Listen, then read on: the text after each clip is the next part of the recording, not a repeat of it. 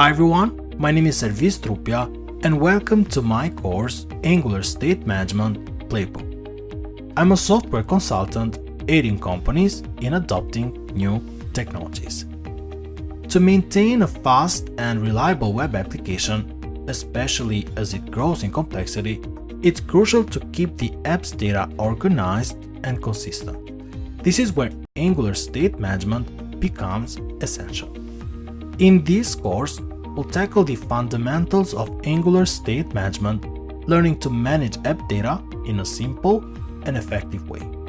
Some of the major topics that we will cover include simple Angular State Management, Angular State Management with NGRX, Angular State Management with NGXS, and also Angular State Management with Signals.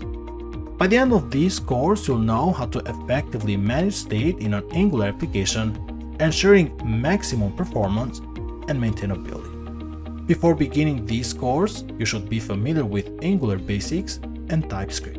I hope you'll join me on this journey to learn about Angular State Management with the Angular State Management Playbook course at Pluralsight.